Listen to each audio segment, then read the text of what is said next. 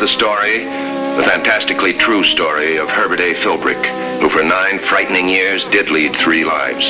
Average citizen, high-level member of the Communist Party, and counter-spy for the Federal Bureau of Investigation. For obvious reasons, the names, dates, and places have been changed, but the story is based on fact. The secret enemies of our country will often attempt to hide behind respected organizations and institutions. In a moment, you will see the communists camouflage their deadly work on a college student.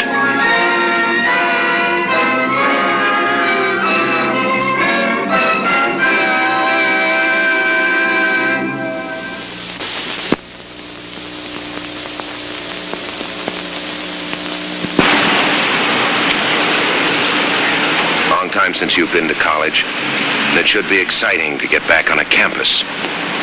But hold it. You haven't got time to make like an old grad. You'll be late for your special seminar. Room 20, Fielding Hall. Should be around here somewhere. Yeah, a very special seminar. One the college authorities don't even know about. Auspices, the Communist Party of the United States. Subject, World Revolution.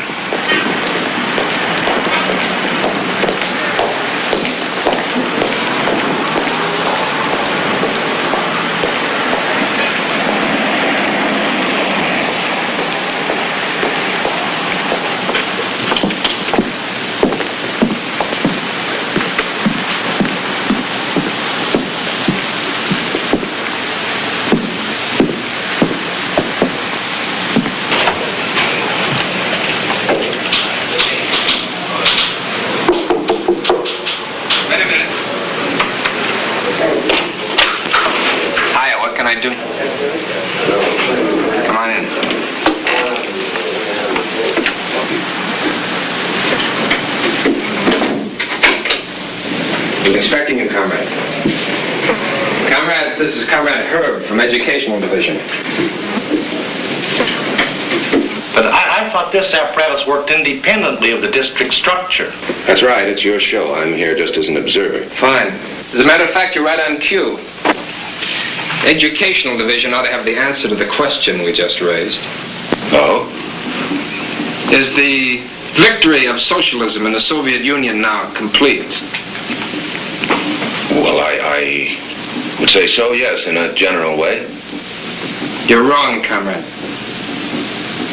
The Ivanov letter clearly states that as long as the Soviet Union is surrounded by capitalist countries, hostile to proletarian socialism, it must be stated openly and honestly that the victory of socialism in the Soviet Union is not yet complete. It is our job to see that the youth of America is ready to perform its historic mission. Revolution. Of course. As I see it, Comrade Ellman, the primary function of a group such as this is recruiting and indoctrination. Yes, in a way. How's recruiting going? Many new members this year? So far, none. We aren't trying to recruit just anybody, comrade.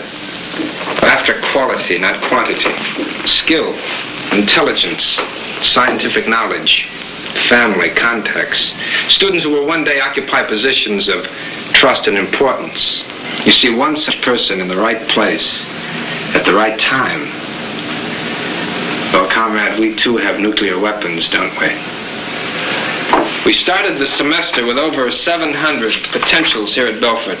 We've narrowed that list down to less than 70. Perhaps one of these will be the man we want. A brilliant, dedicated communist of leadership caliber. Suitable for high-level indoctrination. High level? Secret membership? Very high and completely secret. Tell me, Comrade Ellman, isn't the university climate rather hostile to that kind of operation? Very hostile. That's exactly why we're here. You see, the man or the woman that we select must come from a high-ranking college, one completely disassociated from the party. His background must be above suspicion. His future must be assured. Sounds like a pretty big order. It is. If your instructions will permit you to stick with us during our current operation. My instructions order me to stick with you, Comrade Ellman. Good, comrades. You have your assignments.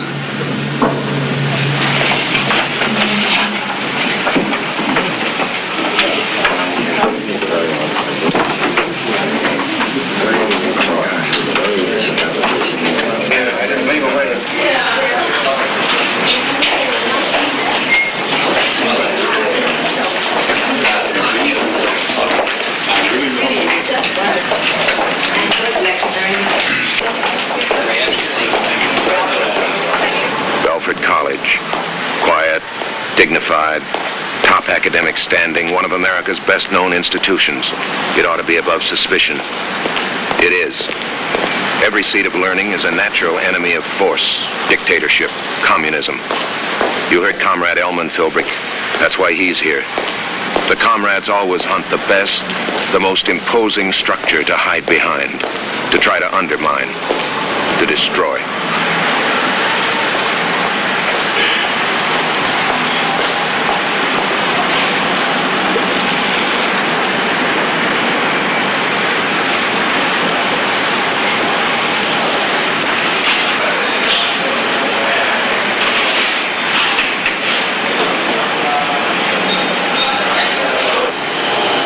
Jerry, it's Herb. Yeah.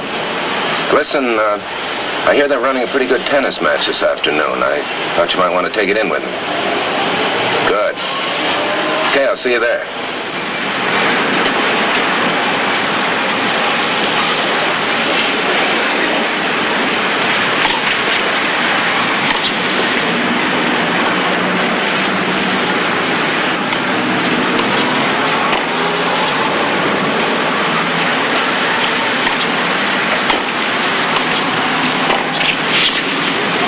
Special Agent Jerry Dressler, Federal Bureau of Investigation. He's quite a tennis fan. Hello, Herb. Hi. Not a very good game. Not very. I think I've stumbled on a new wrinkle. Oh? Comrades don't want new members. They want a member. The right one. It's not new, Herb. I've been working that routine for 20 years. Yeah, but I always thought this campus, Belford, was particularly clean. One of the best. They're all good. There isn't a communist-dominated campus in the country, Herb. Oh, a lot of the kids talk pretty pink, but they grow out of it. Most of them. Almost all of them. Comrades are looking for the exception, huh? That's right. A youngster with a red-tainted background won't do them any good in an operation like this, but one from a fine family, educated in a top institution with a clean bill of health, and a confirmed communist, he can hurt. He can hurt plenty. The right man, the right place, the right time. Check. Once they spot their man, they lock him up good. Blackmail, extortion, anything they need to keep him from getting loose. Then they bury him deep and wait. Stay close to this, Herb. I sure will. Close as I can. Dig up all the details you can for us. The college officials are giving us full cooperation, but they're on the outside looking in. Gone quite a ways already. Let them keep going. We can't stop them from recruiting, Herb, but we can stop them from having secrets. If the comrades hook a big fish, we've got to know who it is. One top secret like this, just one, can do more damage than a whole regiment of paratroops. Yeah. I'll be seeing you. Things have changed since your college days, Philbrick. Yeah, they've added some new courses. Comrade Professor Marriott, for instance, what class will he be teaching this semester? Biology 2B or Communism 1A? There's a couple of questions I'd like to ask you. Oh, well, right out on the campus.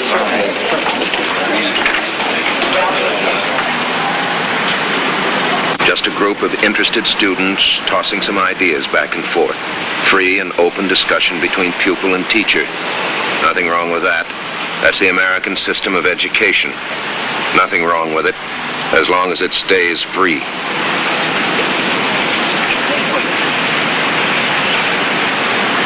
In your lecture, Professor Marriott, you mentioned that bacillus typhosus gained particular importance in times of disaster and hostilities. Quite right, Mr. Fielding. The question I wanted to ask is B typhosus the culture used in bacteriological warfare? I wouldn't know, Mr. Fielding. It seems I read where our government has denied participating in such activity. Ha! Now, Mr. Fielding, this is a course in biology, not political science. I think what Jim meant, Professor Marriott, was that if we had used bacteriological weapons, Bacillus typhosus would have been one of them. Oh, yes, Sue, I'm sure it would have been. Thank you, Professor. Of course, Vibrio cholerae asiaticae is also highly pathogenic, highly contagious, sort of a microscopic atom bomb. And lots cheaper. What's eating you, Jim? Have you fallen for this so-called scientific evidence? You saw the article in Professor Marriott's Journal Biologique International. Sworn medical affidavits, photographs. You're going to be a scientist, George. You've got to believe the fact. I don't have to believe in propaganda. But, George, doesn't our side use propaganda, too? I guess so. Sometimes I wonder if there are any facts left to believe.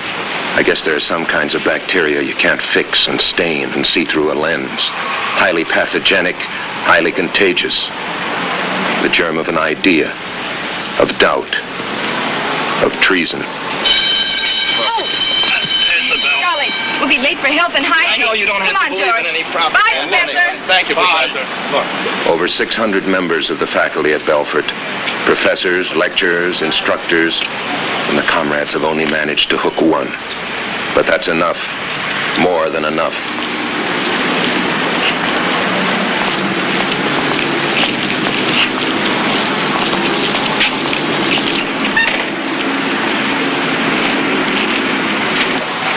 Hello, campus music shop. This is Professor Marriott. I want to order some records out of your catalog.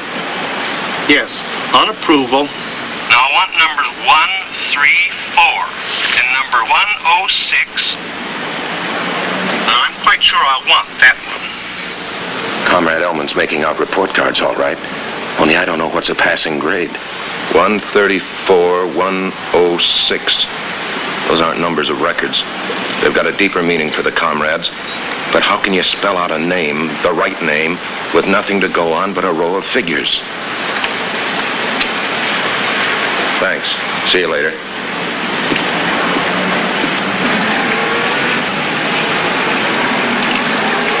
Too bad our enemies don't wear their school colors. You can't tell the names or numbers without a program, Philbrick. You can't spot a traitor by his face.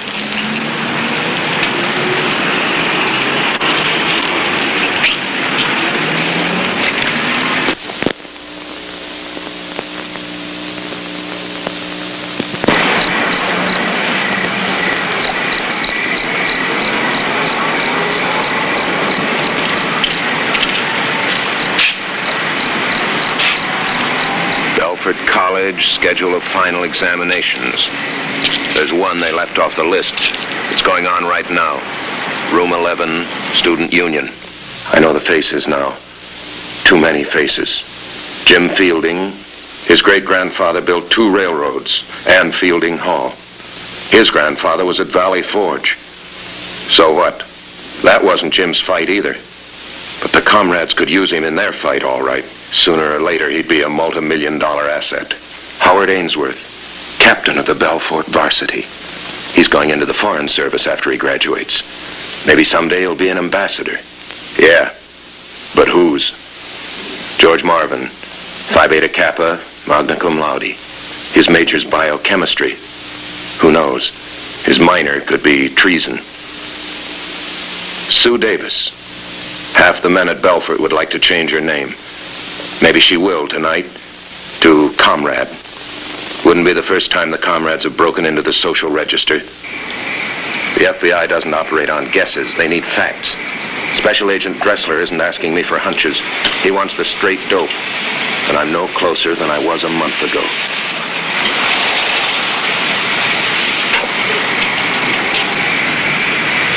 How goes it, comrade? Picked a winner yet?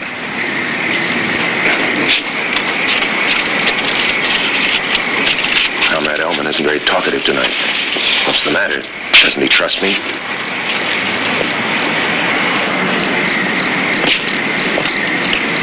Whose house is this? A friend of mine. Number 106? this kind of an operation, we can't take chances on any of the candidates. Sure. I've been meaning to compliment you on your security provisions, Comrade Elman. Simple, very effective. Well, thanks. I do my best.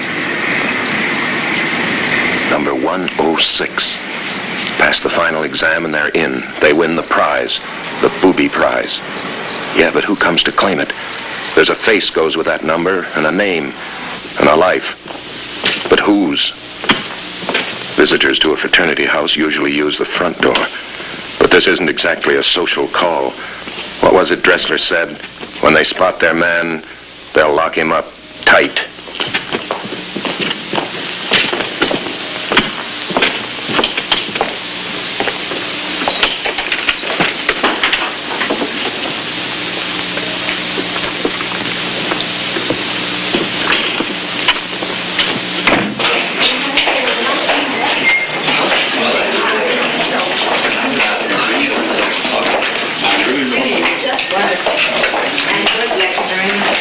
Now, you'll walk me back to my rooming house, won't you? I will.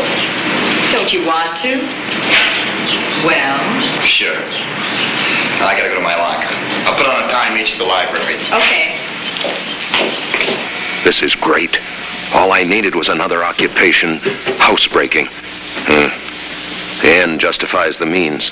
The comrades don't leave anything to chance. Get a new recruit, they want to know about him. All about him, who he is, what he reads, listens to, wears. Whom he knows, what he thinks.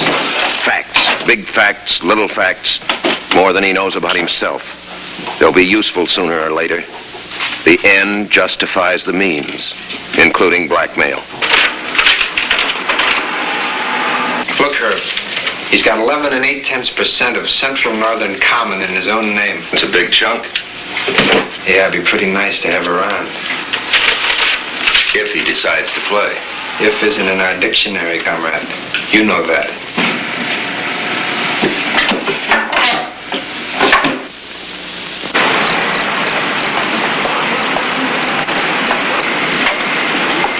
Well, here you are. You're not leaving. I wish I didn't have to. Then don't. I'll fix you something to eat. Did you ever hear a final exam? Study. Suppose your line lady checks out. She won't. The dean ever finds out, we could both be expelled. I'm not going to tell him. Here.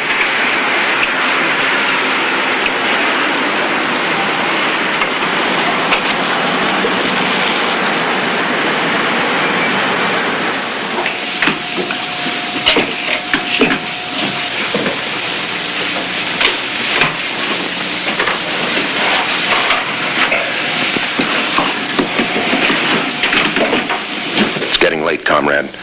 We'd better hurry.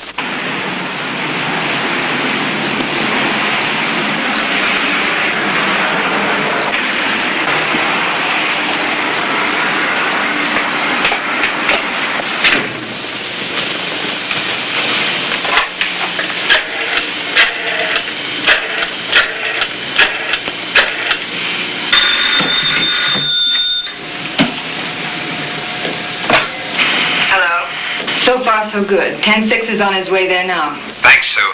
Bye. Sue Davis. Now, why would she... Wait a minute. 10-6. 106. That's it. That's the key. Simple. A, B, C. A is 1, B is 2, C is 3, D 4. 10-6. 10. A, B, C, D, E, F, G, H, I, J. 6, that'd be F. J, F. Jim Fielding. Sure. The comrades would use a simple code. They're the best, according to the party line. No doubt about it now, Philbrick. The comrades have got Jim Fielding III all set for a top-level, top-secret future.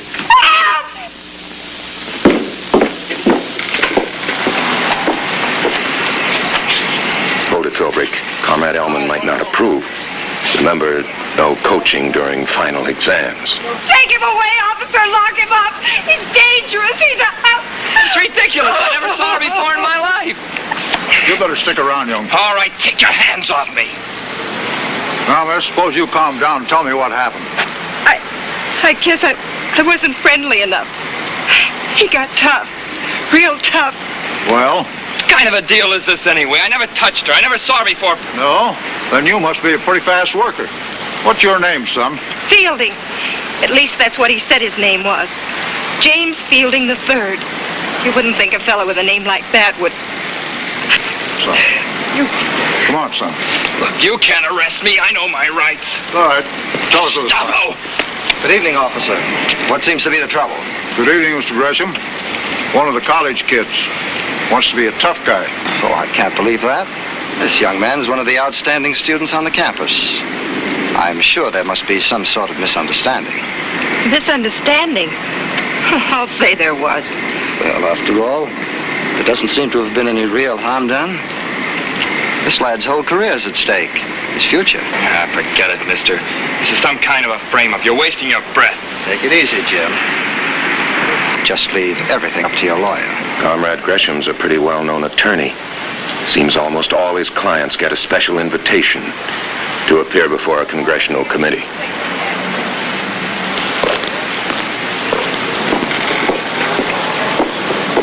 See you tomorrow.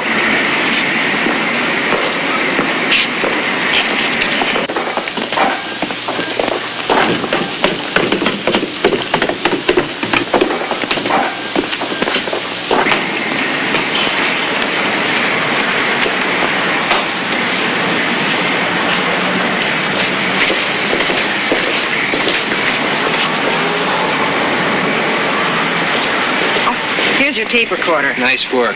Now you forget it ever happened. Sure. I still don't get the pitch. There was no harm done, was there? It wasn't even booked, was it? That's right. Easy money.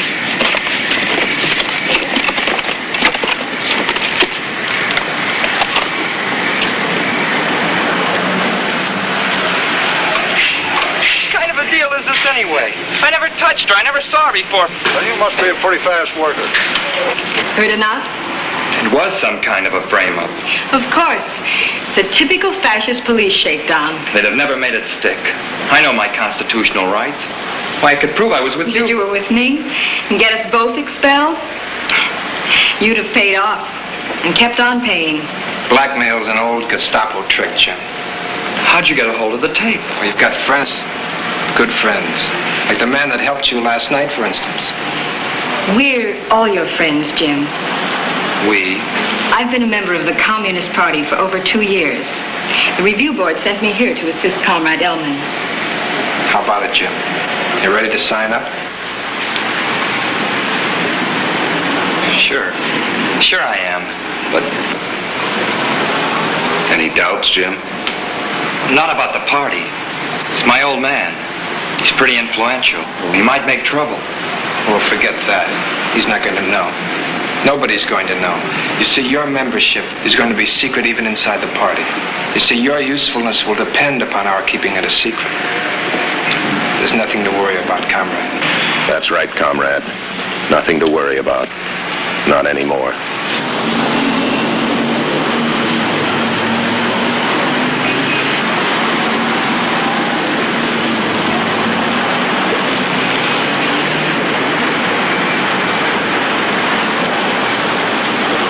Join you? Oh, sit down. Hello, Herb. We got your message. Fielding, huh? Yeah, the comrades hooked a big fish this time. That boy's really going places. It's not very pretty, Dressler. It never is. Professor Marion. It's out of our jurisdiction, but we understand the university officials are onto him. He'll be quietly dropped at the end of the term. Comrades will try to spot him somewhere else. They'll have a hard time of it. Like I said, there isn't a red-dominated campus in the country. Thank the Lord. Anyway, our information indicates that Fielding was pretty much of a red hot before he ever came to Melfort. He'd have ended up in the party one way or another. Too bad, a kid like that. Intelligence, education, good family. All for nothing. Yes, Herb, there are bound to be casualties, even in a Cold War. When do you move in on him? We don't. He's our pigeon now, Herb. He'll be a communist, all right. A big one. But he'll never be a secret one. We'll know who he sees, where he goes, where and when. From now on, he's going to open up a lot of doors for us. Lead news to the bigger communists above him. He doesn't know it, Herb, but starting right now, Jim Fielding's really working for the FBI.